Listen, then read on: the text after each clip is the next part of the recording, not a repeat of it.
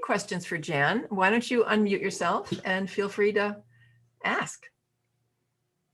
You might want to know, like, how is sacred synchronicity relevant to my life? You might want to know. Or you might want to know, how do I translate when you talk about a camera, but I want a partner? How do I translate that? Actually, those are two good questions. Could you look at that last question for a sec, Jan?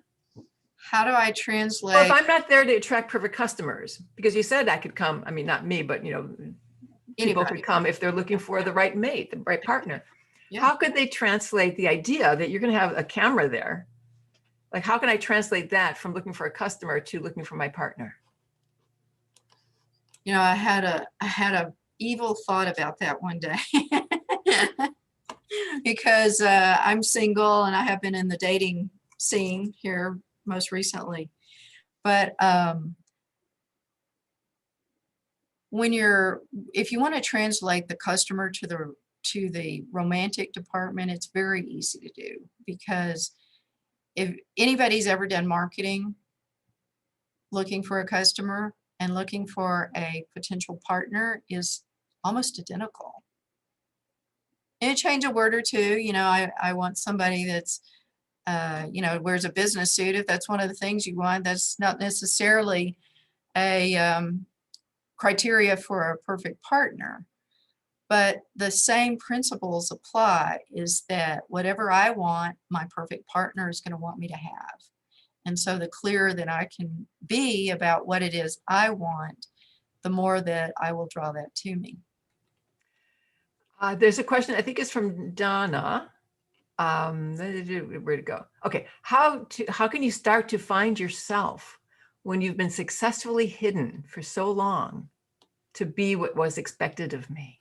Oh, I so relate to that, because beautiful question, right? It really is a great question. I think here's how I would answer it for myself, because that's exactly what I had to do this last year.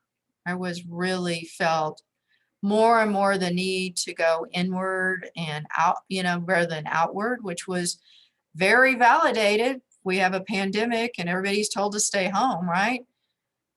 But it doesn't fulfill your heart. It doesn't make your soul happy to stay hidden.